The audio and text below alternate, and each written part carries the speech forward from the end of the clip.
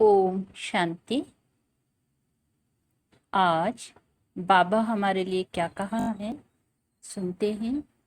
9 जुलाई 2021 की साकार रूप से चले हुए महावाक्य सुनते हैं। बाबा कहते, मीठे बच्चे, तुम्हारी बिगड़ी को सुधारने वाला अर्थात तकदीर बनाने वाला एक बाबा है जो तुम्हें नॉलेज देकर तकदीरबान बनाते हैं। प्रश्न, तुम बच्चों की इस रूहानी भट्टी का एक कायदा कौन सा है? उत्तर है, रूहानी भट्टी में अर्थात याद की यात्रा में बैठने वालों को कभी भी इधर उधर के ख्यालत नहीं चलाने हैं। एक बाप को याद करना है। अगर बुद्धि इधर उधर भटकती है तो झुटका खाते रहेंगे, उबासी देंगे। इससे वायुमंडल खराब होता है, अपना ही नुकसान करते हैं। गीत बजा है, दिल का सहारा टूट ना जाए। ओम शांति।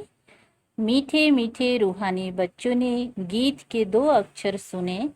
बच्चों को सावधानी मिलती है।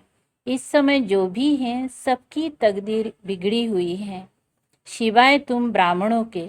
तुम्हारी अब बिगड़ी से सुधर रही है। बाप को कहा ही जाता है तकदीर बनाने वाला। तुम जानते हो शिव बाबा कितना मीठा है। बाबा अक्षर बड़ा मीठा है। बाप से सब आत्माओं को वर्षा मिलता है। लौकिक बाप से बच्चों को वर्षा मिलता है, बच्ची को नहीं। यहाँ बच्चा व बच्ची सब वर्षे के हकदार हैं। बाप पढ़ाते हैं आत्माओं को, अर्थात अपने बच्चों को। आत्मा समझती है हम सब ब्रदर्स हैं, बराबर ब्रदरहुड कहा जाता है ना। एक भगवान के बच्चे हैं, फिर इतना लड़ते झगड़ते क्यों? सब आपस में लड़ते ही रहते हैं। अनेक धर्म, अनेक मत है, और मुख्य बात तो रावण राज्य में लड़ाई ही चलती है, क्योंकि विकारों की प्रवेशता है। काम विकार पर भी कितना लड़ाई झगड़ा होता है। ऐसे बहुत राजाओं ने लड़ाई की है, काम के लिए बहुत लड़ते हैं, कितने खुश होते हैं। कोई के साथ डील होती है तो मार भी देते हैं। काम महाशत्रु है। क्रोध वाले को तो क्रोधी ही कहेंगे, लोभ वाले को लोभी कहेंगे, लेकिन जो कामी हैं उनके बहुत नाम रखे हुए हैं। इसीलिए कहा जाता है, अमृत छोड़ विष काहे को खाए। शास्त्र में अमृत नाम लिख दिया है। दिखाते हैं सागर मंथन किया तो अमृत निकला, कलश लक्ष्मी को दिया। कितनी कहानियां हैं।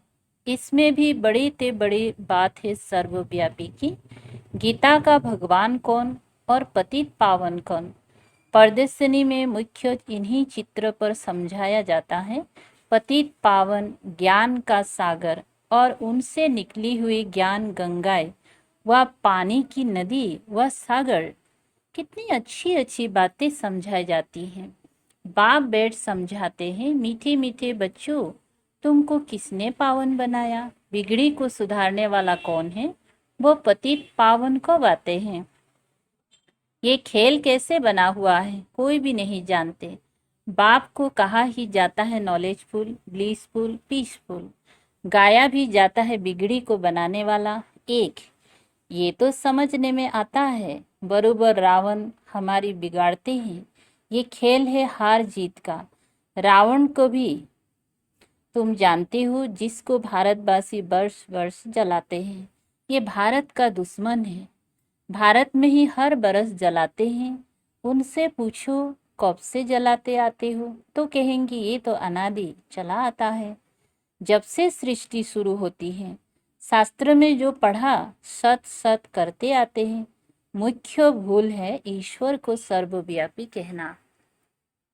बाप ये नहीं कहते कि ये किसकी भूल है। ये ड्रामा में नून है, हार जीत का खेल है। माया से हारे हार, माया से जीते जीत। माया से कैसे हार खाते हैं वो भी समझाया जाता है। पूरा आधा कल्प रावण राज्य चलता है, 1 सेकेंड का भी फर्क नहीं हो सकता। राम राज्य की स्थापना और रावण राज्य का विनाश अपने समय पर एक्यूरेट चलते हैं। सतयुग में तो लंका होती नहीं, वे तो बुद्ध धर्म का खंड है।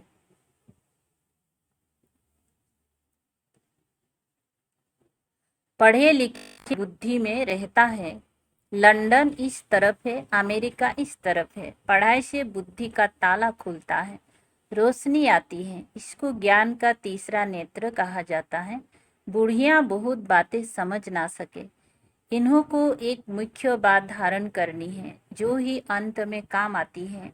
मनुष्य शास्त्र तो बहुत पढ़ते हैं, पिछाड़ी में फिर भी एक अक्षर कह देते हैं कि राम राम कहो। ऐसे नहीं कहते शास्त्र सुनाओ, वेद सुनाओ, पिछाड़ी में कहेंगे राम को याद करो। जो जास्ती समय जिस चिंतन में रहते हैं, अंत में भी वो याद आ जाता है। अभी विनाश तो सबका होना है, तुम जानते हो। सब किसको याद करेंगे? कोई कृष्ण को, कोई अपने गुरु को याद करेंगे, कोई अपने देह के संबंधियों को याद करेंगे। देह को याद किया, खेल खलास। यहाँ तुमको एक ही बात समझाई जाती है, अपने को आत्मा समझ, बाप को याद करते रहो। चार्ट रखो कि हम कितना याद करते हैं। जितना याद करेंगे पावन होते जाएंगे। ऐसे नहीं कि गंगा में स्नान करने से पावन बनेंगे। आत्मा की बात है ना, आत्मा ही पतित, आत्मा ही पावन बनती है ना। बाप ने समझाया है, आत्मा एक स्तर बिंदी है, भ्रुकुटी के बीच में रहती है। कहते हैं आत्मा स्तर अति सूक्ष्म है। तुम बच्चे ही इन बातों को समझ सकते हो। बाप कहते हैं मैं कल्पों के संगम युगे आता हूँ। उन्होंने फिर कल्प अक्षर छोड़ युगे युगे अक्षर लिख दिया है, तो मनुष्य ने उल्टा समझ लिया है। मैंने कहा है कल्प कल्प संगम युगे आता हूँ, घूर अंधियारा और घूर सोझरे के संगम पर। बाकी युगे युगे आने की तो दरकार ही नहीं, सीढ़ी उतरते ही आते हैं। जब पूरे 84 जन्मों की सीढ़ी उतरते हैं तब बाप आते हैं। ये ज्ञान सारी दुनिया के लिए है। सेना से लोग तो कह देते इन्हों के चित्र सब कल्पना है, परंतु कल्पना की तो इसमें कोई बात ही नहीं। ये सब को समझाया जाता है, नहीं तो मनुष्य को कैसे पता पड़े। इसीलिए ये चित्र बनाए गए हैं। ये परदेशिनी देश देशांतर में ढेर होती रहेंगी। बाप कहते हैं बहुत भारतवासी बच्चे हैं, है तो सब बच्चे ना, अनेक धर्म का ये झाड़ है।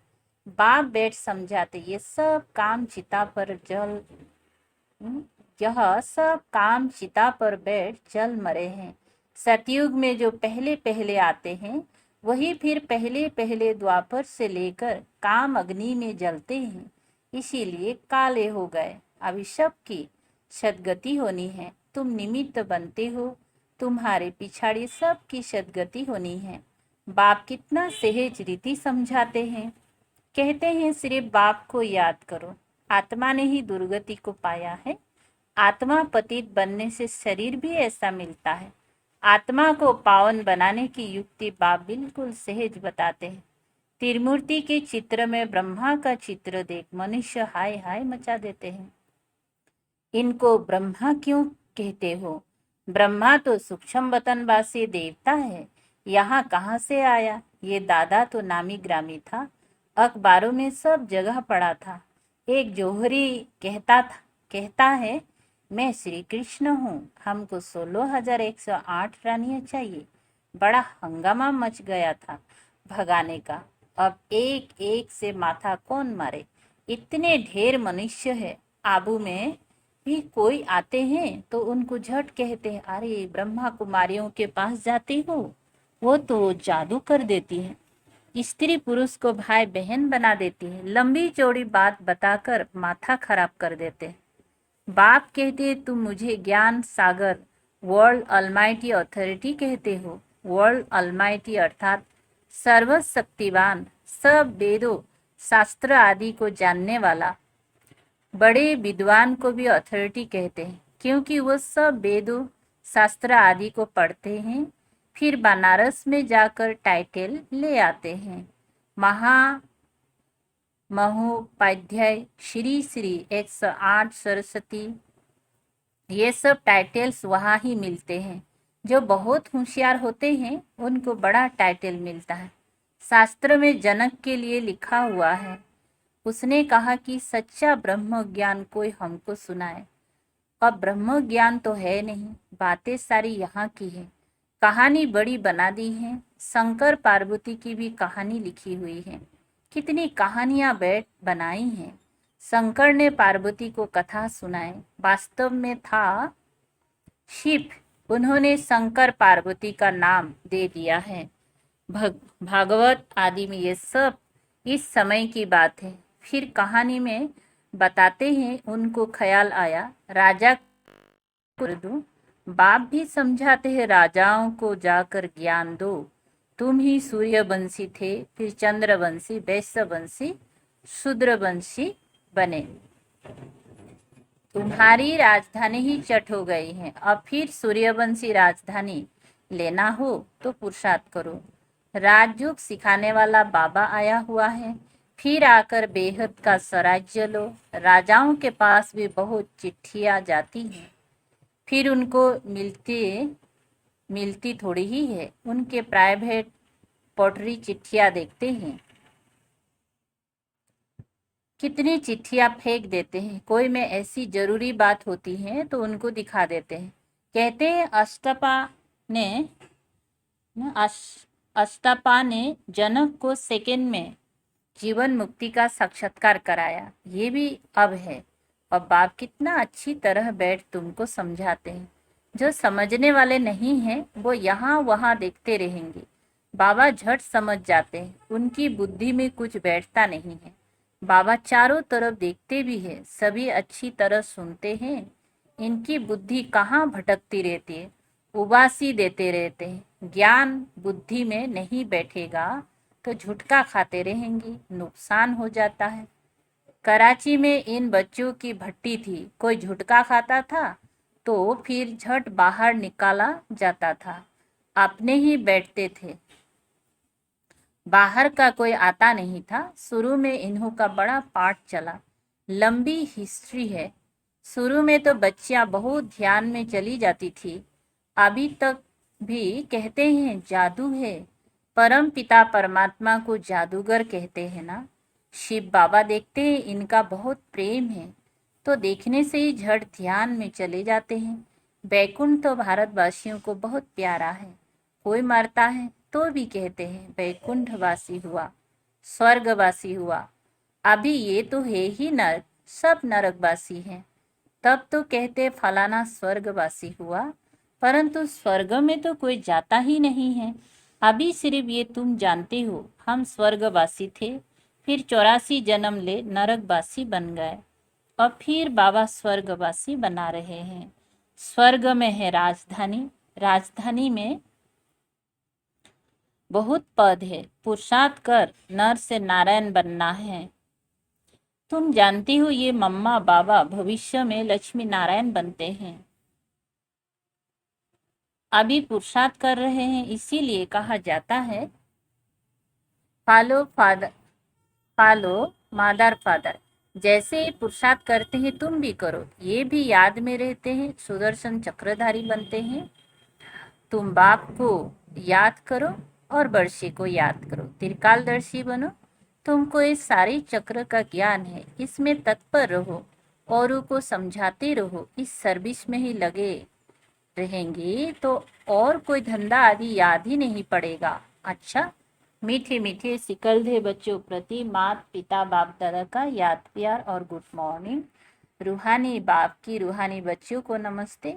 हम रूहानी बच्चों की रूहानी बाप दादा को याद प्यार गुड मॉर्निंग और नमस्ते नमस्ते। शुक्रिया बाबा। धारणा के लिए सार है, सतयुग में ऊंच पद पाने के लिए माता पिता को पूरा पूरा फॉलो करना है, उनके समान पुरुषार्थ करना है, सेवा में तत्पर रहना है, एकाग्र हो पढ़ाई करनी है। 2 नंबर, याद का सच्चा सच्चा चार्ट रखना है, अपने को आत्मा समझ बाप को याद करना है, देह और देहधारियों को याद नहीं करना है। आज का मीठा वरदान है, सदा साथीपन की स्मृति और साक्षी स्टेज का अनुभव करने वाले शिवमय शक्ति स्वरूप कंबाइन भव। विस्तार, जैसे आत्मा और शरीर दोनों का साथ है, जब तक इस सृष्टि पर पाठ है तब तक अलग नहीं हो सकते, ऐसे ही शिव और शक्ति दोनों का इतना ही गहरा संबंध है जो सदा शिवमय शक्ति स्वरूप में स्थित होकर चलते हैं। तो उनकी लगन में माया विघ्न डाल नहीं सकते। वे सदा साथीपन का और साक्षी स्टेज का अनुभव करते हैं। ऐसा अनुभव होता है जैसे साकार में साथ हो।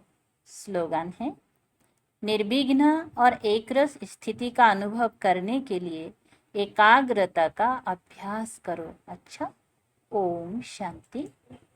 शुक्रिया बाबा, थैंक यू बाबा।